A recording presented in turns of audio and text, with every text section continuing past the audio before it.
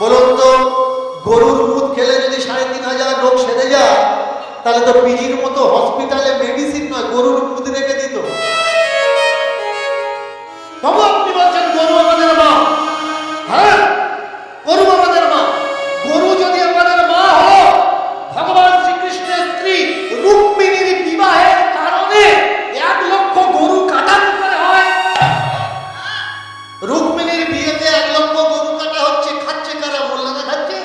যতগুলো মতপথ আছে, আপনি যখন এক করবেন, দেখবেন রামকৃষ্ণের ভাষায় আপনাকে বলতে হবে, যত মত তত পথ, সব পথের একটাই মত। ইনসানিয়ত গলায় মালা নিয়েছ, তিলক সেবা করছ, গলায় পৈতা নিয়েছ, নিজেকে ব্রাহ্মণ বলে দাবি করছ, কিন্তু কাণ্ডজ্ঞান মনুষ্যত্ব যদি তোমার না থাকে, পৈতারও দাম নেই, মালারও দাম নেই। বাবা মা হাঁপাচ্ছে সিঁড়ির তলা, আর তুমি পুরলি গুইচে নিয়ে নবদ্বীপে যাচ্ছ, কম্য হবে? হবে না। সবার আগে মানবতা, মনুষ্যত্ব আগে। মনুষ্যত্বই বড় ধর্ম, আর সব তার পিছে। আগে বোঝা লাগবে দীনকৃষ্ণ ঠাকুর কি চাচ্ছে। ক্লিয়ারলি শুনো, দীনকৃষ্ণ ঠাকুর যে সংগ্রামটা করতে চাচ্ছে, যেখানে হিন্দু থাকবে না, মুসলমান থাকবে না, জৈন থাকবে না, বৌদ্ধ থাকবে না, খ্রিস্টান থাকবে না, শুধুমাত্র মানুষ থাকবে। মানুষ ছাড়া আর কিচ্ছু দেখা যাবে না। যদি আমরা মানুষ হই, এই তো সব থেকে বড় ধর্ম। সবার উপরে মানুষ সত্য, তাহার উপরে কিচ্ছু নাই। পা থেকে মাথা পর্যন্ত তুলসী মাটি মেঘে ঘুরছো, বৃন্দাবনের কাদা মেঘে ঘুরছো, এর হাতে খাবো না, ওর হাতে খাবো না, এর ছমোটা, ওর ছমোটা। তুমি কি মানুষ? কোন অ্যাঙ্গেল থেকে তুমি মানুষ নয়। আগে বোঝা লাগবে, আমরা যারা বলছি মুসলমান, আমরা যারা বলছি হিন্দু, আমরা যারা বলছি জৈন, খ্রিস্টান, পার্সি, ঈসাই, আমরা কারা? আজকের বর্তমান ভারতবর্ষে হিন্দু আর হিন্দু নেই। হিন্দু ৩ রকম হিন্দু হয়ে গেছে। ভালো করে ৩ রকম, ১ রকম নয়, ৩ রকম হিন্দু হয়ে গেছে। একটা হচ্ছে বিজেপির হিন্দু, একটা তৃণমূলের হিন্দু, আর আরেকটা অভাবী গরিব দুঃখী কাঙালি হিন্দু। এদের কোনো পার্টি নেই, এদের কোনো জাত নেই। এদের জিজ্ঞেস করো, ভাই তোরা পার্টির পেছনে ছুটিস না কেন? বলে দরকার নেই ভাই, খাটলে তবে তাও ছুটে কি হবে? আর যে দুটো হিন্দু পাশাপাশি দাঁড়িয়ে আছে, এ বলছে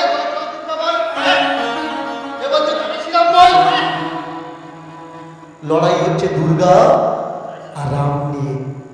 বুঝে দেখুন তো, চায়ের দোকানে বসে, মোড়ে বসে, চান করতে গিয়ে, দাঁত মাজতে টিউবওয়েলে দাঁড়িয়ে যে দুটো রাজনৈতিক দল নিয়ে আপনারা মারপিট করছেন, তাদের কখনো মাতাঙ্গা করতে দেখেছেন?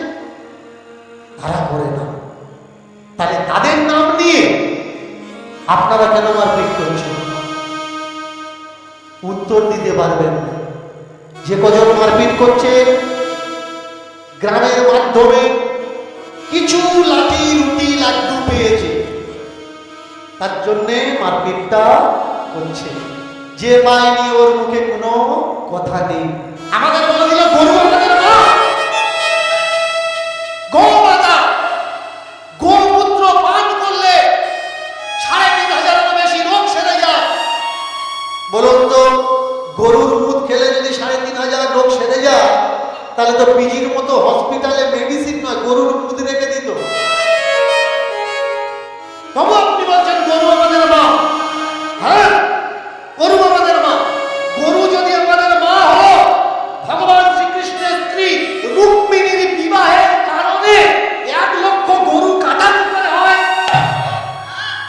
রুক্মিণীর বিয়েতে ১,০০,০০০ গরু কাটা হচ্ছে। খাচ্ছে কারা? মোল্লারা খাচ্ছে। প্রমাণ ব্রহ্মবৈবর্ত পুরাণ খুলে দেখে নিন। দীনকৃষ্ণ ঠাকুর ভুল কথা বলছে না ঠিক কথা বলছে? তাহলে গরু আমাদের মা সাজিয়েছে কারা? কোন রাজনৈতিক বিচারধারা। শুধু গরু যে মা বানিয়েছে তা নয়, ভারতবর্ষকে বলা হয়েছে এই দেশ আমার মা। কখনো বলতে শিখেছেন জাপানিদের জাপান আমাদের মা, আমেরিকা আমাদের মা, ফ্রান্স আমাদের মা? কিন্তু ভারতকে আমরা কি বলি? ভারত আমাদের মা। ভারত মাতা কি জয়, ভারত মাতা কি জয় বলো, না বললে গন্ডগোল হবে। একদম মাথা মাথা টুপি পরে ঘুরছে, ভারত মাতা কি জয় বলবে না। আরে বলতে অসুবিধা কথা, বললে ভারত মাতা কি জয়। খারাপ হয়ে যাচ্ছে, শুনতে চাচ্ছে বলে দে, পেছনে যাবি ভুলে যাবি। কিন্তু না, ও বলছে তুই বলে, বলছে আমি বলবো না। মারপিটের সূত্র দেশ নিয়ে আরম্ভ হয়ে গেল। ভারত আমাদের মা। ভারত মা হলো কি করে ভাই? কোনো অ্যাঙ্গেল থেকে তো ভারত মা নয়। বলুন তো এই ভারত নাম কোত্থেকে এসছে? কিছু মানুষ বলবে লক্ষণের ভাই ভরত, ভরত গদিতে বসেছিল, তার জন্য ভরতের নামকরণ থেকে এই দেশ ভারতবর্ষ। আবার কিছু মানুষ বলবে শকুন্তলার ছেলে ভরত, দুষ্মন্তের ছেলে ভরত, এই শকুন্তলার ছেলে ভরত থেকে আমাদের দেশের নাম ভারতবর্ষ হয়েছে। এবার বলুন তো, শকুন্তলার ছেলে থেকে হয়েছে, রামের ভাইয়ের থেকে হয়েছে, এই দুটো ভরত মেয়ে ছেলে না বেটা ছেলে? বেটা ছেলে, মেয়ে ছেলে নয়। তাহলে এদের নাম থেকে দেশের নাম যদি ভারত হয়, তাহলে ভারত বাবা হবে না মা হবে? দীনকৃষ্ণ ঠাকুর আপনাদের বোঝাতে চাচ্ছে, ফ্যাক্ট চেকিং করুন। আমি বলছি বলে আমার কথা বিশ্বাস করবেন। Why for fact checking? Checking করবেন কি করে? ধর্মীয় মানুষগুলো ধর্ম নিয়ে বক্তব্য দিল, আর আপনি বাড়িতে চলে গিয়ে একটা ছোট ছোট মেয়ে ছেলের পায়ে কালো সুতো বেঁধে দিয়েছেন। কেন? পাশের বাড়ি দিচ্ছে, এ বাড়ি ও বাড়ি দিচ্ছে, সুতো বাঁধলে নাকি নজর লাগবে না। কিন্তু যার নজর খারাপ, সুতো কেন লোহার গ্রিল দিয়ে ঢালাই করে দাও, ও নজর দেবে। আর যার ভালো নজর, কিছু থাকবে না থাক, সে সবাইকে মা বোন, ভাই বোন, ছেলে মেয়ে বলে বিচার করবে। ফ্যাক্ট চেকিং কাকে বলা হয়? ভালো করে মন দিয়ে শুনবে। দীনকৃষ্ণ ঠাকুর চাচ্ছে ধর্মকে বৈজ্ঞানিক আওতায় এনে বিজ্ঞান মনোভাবনায় ধর্মকে পরীক্ষা করো। বিজ্ঞানের কোষ্ঠী পাথরে চেক করে নাও ধর্মের এই কথাটা ঠিক না ভুল। এক জায়গায় চারটে ধর্মীয় মানুষ বসেছে, আর এক জায়গায় টেবিল নিয়ে চারটে বৈজ্ঞানিক বসেছে। মায়েরা মন দিয়ে শুনবেন, ফ্যাক্ট চেকিং কিভাবে করতে হয়। এক জায়গায় চারটে বৈজ্ঞানিক বসেছে টেবিল নিয়ে, এক জায়গায় চারটে ধর্মীয় গুরু বসেছে টেবিল নিয়ে, চেয়ার টেবিল নিয়ে বসেছে। এক ব্যক্তি অন্ধকার ঘরে ঢুকেছে, ঢোকার পরে মাথায় কি যেন একটা পড়েছে, মাথা কেটে গেছে, ফেটে গেছে, রক্ত বেরোচ্ছে। তাড়াতাড়ি অন্ধকার ঘর থেকে বাইরে এসে ধর্মগুরুদের কাছে প্রথমে গেছে, গিয়ে জিজ্ঞাসা করছে আমার এরকম হলো কেন? একজন বলে উঠলে গত জন্মের কর্মফল, তার জন্য তোমার মাথাটা ফেটে রক্ত বেরোচ্ছে। আর একজন বললে তোমার পৈশাচিক দশা আছে, শনির দশা চলছে, দশা খারাপ, তাই যেখানে যাচ্ছ তোমার পায়ে পায়ে বিপদ ঘুরে বেড়াচ্ছে। আরেকজন বলে উঠলে তুমি পুণ্যের দিকে কম করেছো, পাপের দিকে বেশি করেছো, এর জন্য দেবতা তোমার দিকে রুষ্ট হয়েছে, তাই দৈব তোমার মাথায় আঘাত করেছে। আরেকজন বলে উঠলে তুমি দীক্ষা নাও আর যজ্ঞ করো, তাহলে তোমার দশা ঠিক হয়ে যাবে। ওই ব্যক্তি বৈজ্ঞানিক চারজন বসে আছে, তার কাছে গিয়ে দাঁড়িয়েছে। বৈজ্ঞানিকরা কি করলেন? প্রথমে অন্ধকার ঘরে লাইট দিলেন, আলো দিয়ে জ্বালালেন, জ্বালিয়ে নিচে চেক করলেন একটা সিমেন্টের টুকরো পড়ে আছে। চতুর্দিকে দেখলো ছাদের এক কোণায় ওখানে ওই টুকরোটা ওখান থেকে ভেঙে পড়েছে, নিচের থেকে টুকরোটা ওই জায়গায় ফিট করে দিয়ে দেখলো হ্যাঁ এখানকার টুকরো।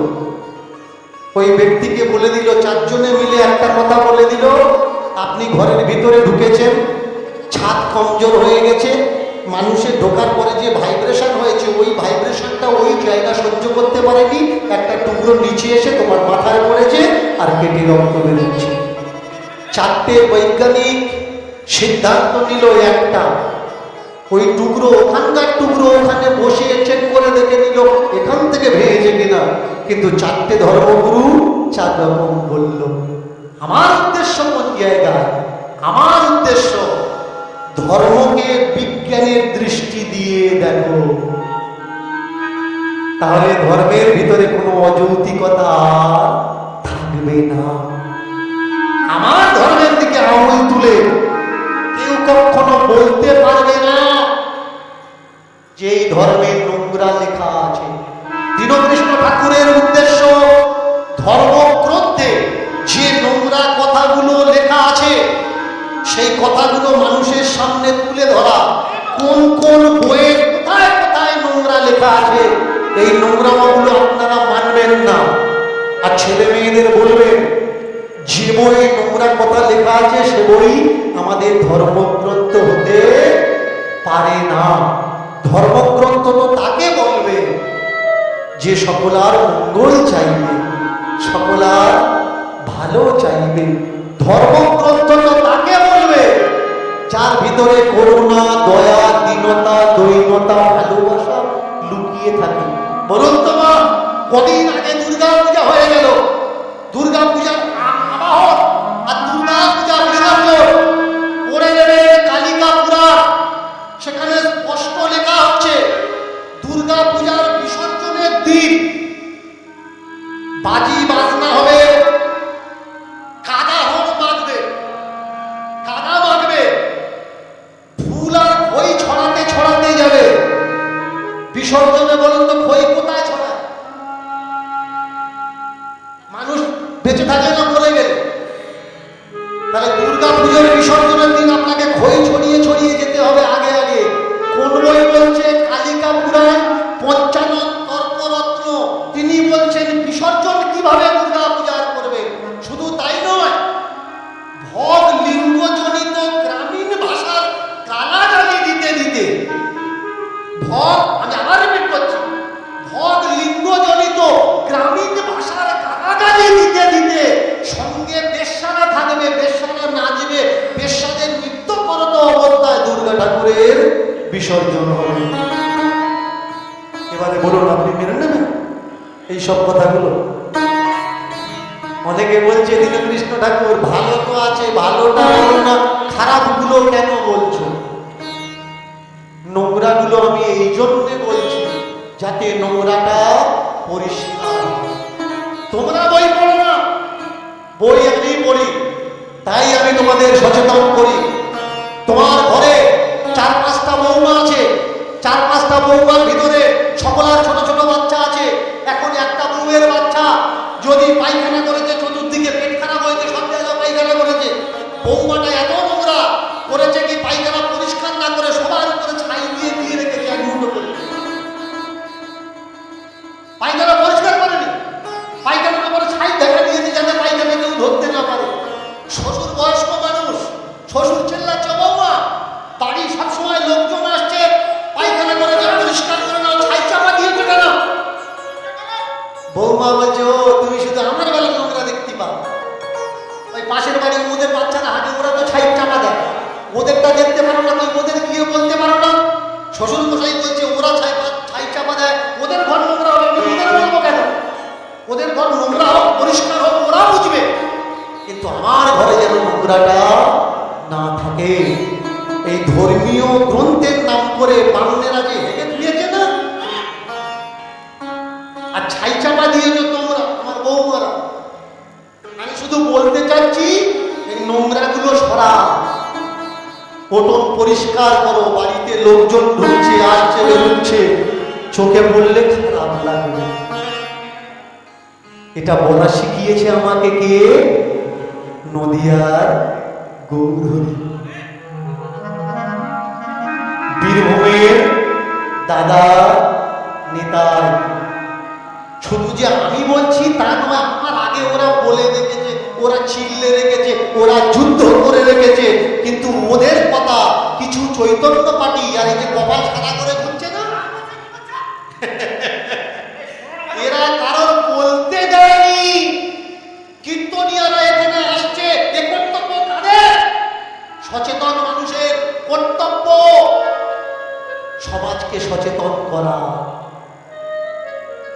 আমরা আসছি আমাদের কর্তব্য কীর্তনের মাধ্যমে আপনার গলার বেড়ি পায়ের দড়িটা কেটে দেওয়া। দুটো ভাই এসেছেন আর তারা কি বলেছেন? পদকর্তা বললেন, নিতাই গৌর দুটি ভাই এলো নদিয়ায়।